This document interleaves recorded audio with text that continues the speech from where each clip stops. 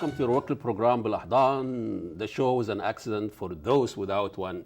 You know, a lot of people talking about Muslim and Islam and ISIS and ISIS, and Islam is having a very bad public relation issue here, and Ramadan is coming on us, you know, it's a third week now, coming in a very hard time, and about 17 hours of fasting, and then people wonder how Muslims do it, and not just the Muslim, but how about the convert? People are converted to Islam, thousands every year convert to Islam. We have here a very special guest. She's just converted, I mean not just, but converted to Islam. I just want to talk about how convert spend Ramadan and how their family, they look at Ramadan. And we have here Noora Scasny, and she is the vice president of GEMS of Life. It's an academy for women in this country, very well-known academy, and she also, studied psychology. She's been in college, and she also still working on her degree. Welcome, BelAhdan, Noora. Thank you so much for coming. Thank you for inviting me. Thank you so much. I know you. You know, I don't know exactly the year that you actually converted to Islam. Should you take us through it, and when did you decide this is the religion for me, and what was the attraction? Oh, sure. Well, I became Muslim when I was 15 years old, and so it's been about 18 years ago. My parents are Catholic, you know, and we were studying world history class. We were studying about Islam, and there was actually one kid in my class. He was from Egypt. And he was correcting the teacher when the teacher would say some of the wrong things about Islam. And I thought, wow, you know, he must have a lot of confidence in his religion that he's, you know, standing up in front of, because he was like the only Muslim in the class, you know. It. And he is actually correct. That was before 9/11 then. Yeah, that was a long time ago, yeah. And so I thought, wow, you know, what is this Islam about? And so I asked his mom for a copy of the Quran in English, and I read it, and I knew it was from God Almighty. In English? Yeah. Because really the most powerful thing is the language itself. Yes, in Arabic. Yeah. Yeah, but in English that's the different. You know, that's why people say, "I want the Quran." I said, "Well, really, what would you do with it?" I mean, I think when you listen to it, it's very more powerful than actually reading it for non-Muslim or non-Arabic Muslims. But go on. So you found that what was in the Quran that makes that you thought that was really a divine words? Well, first in Surah Al-Baqarah, which is the second chapter in the Quran, it says, "This is a guidance for those who believe," and in it is no contradiction, and contradiction with the other religions. Within itself. I see. Yeah. I see. Yeah. Uh-huh. And I, you know, it just kind of pieced everything that I learned from, you know, Christianity and Catholicism. It put everything, you know, together for me. That's very interesting. Yeah. Yeah. So you didn't feel any, you know, when you're moving from Catholicism to Islam, did you feel you're adding things, you're missing things, or what? Or you're not doing something? Well, I mean, you know, kind of inside everybody. I mean, like I was taught about the Trinity, of course, in Catholicism, and so Catholics, they pray to saints, they pray to Mary, Jesus, God the Father, you know. And there's something inside of me that just told me, you know, to pray to God, you know. And of course, you know, Muslims, they still have like the belief in Jesus and all the prophets and everything. Mm-hmm. But, you know, that one focus of the Tawheed, the oneness of God, and that's what really, you know, drew me to Islam. The unity or the...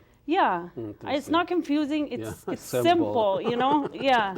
And it's interesting. I don't have the stats for that, but a lot of people who converted to Islam, they came from the Catholic,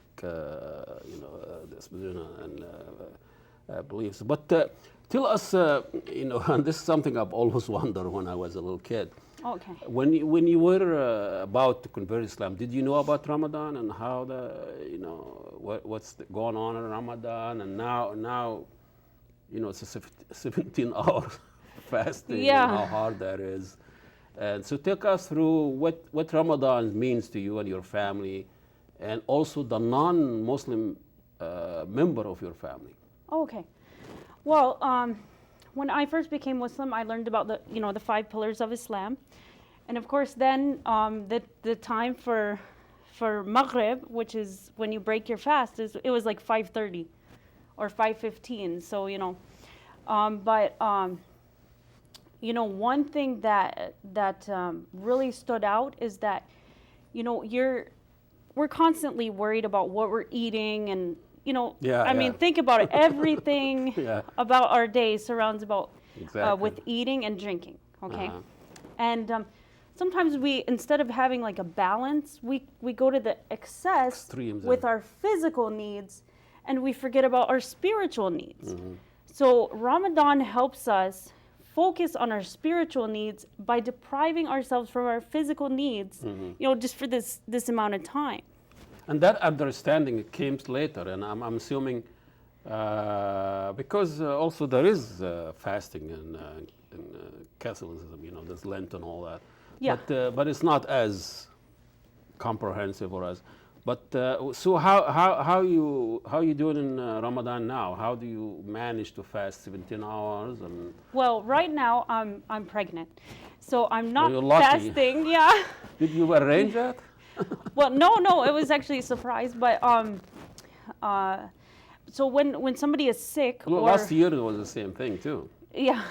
Were you pregnant last year too? No, I was actually breastfeeding. Yeah. So you got it all set up.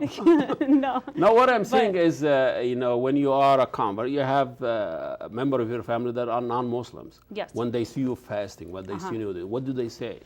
Well, because I was so young, I was like 15, so I kind of concealed it from my parents, kind of. But I would wake up and they would be like, "Why are you eating so early?" And I'd say, I'm just eating my breakfast. There's no big deal about it. But as I got older and married and everything, then that's when my parents they would like attend like iftar, if they have iftar at a friend's house or at the mosque, just to see what it's about, to see about Ramadan. Really? They really couldn't believe that we're going this long, without eating. Yeah. And but it's I feel like Ramadan is kind of like a way or a bridge, between like Christians and Muslims and Jews and Muslims, because especially if we invite our non-Muslim friends just to see what is Ramadan, what is it about. Okay, we're fasting and we're we're feeding the poor, and we're going through this struggle. Why? Because we love God Almighty more than anything. Yeah. It's interesting that you show your love of God by exerting a physical pain. That's different than the other pillars of Islam. You're not praying, you're not in Hajj, you're just a physical. You don't think Hajj is physically? Well, you're still doing the ritual things and all that, and you buy the Prophet. A lot of spiritual, but depriving your body of food and water and it's a kind of a physical discipline that reflects your love for God. It's a little bit different. I think the right thing. Yeah, and many Muslims will tell people, they'll say, you know what, when I started Ramadan, I was like this spiritually, this level. And at the end, I end up like this, So it's like a purification that you go through. And, Ramadan is not just about fasting. No. It's about the Quran. It's the month of the Quran. And you know what, when you move on, you transfer from another religion, from one to another. You were 15, you were fairly young. Yeah. But do you miss anything about your former religion? Do you remember anything that you used to do, any kind of miss it or kind of belong to it? And No, not really. I don't really miss. I mean, because Islam kind of helped me to complete it. I mean, I didn't. You don't have to change Yeah, anything just adding. really. Yeah, you're just like completing your faith, because everybody has that faith in one God. Inside, because that's how everybody was born on the fitra. Believing in one God, and so. Islam just kind of helps you put that belief into practice. And a lot of I think that's what Muslims pride themselves. Islam did not take away, just adding and did not reject, just accepting under kind of universal religion. But thank you so much for coming. I appreciate it. We'll say Happy Ramadan. Wish you well with a newcomer. Oh, thank you very much. Muslim. We'll have another one coming very soon, and thank you so much. And Noora Scasny is a convert of Islam, and she is trying to cope with the new baby. And we'll have a short break, and we'll come with the other guests very soon. So, Assalamu alaikum, and God bless you all.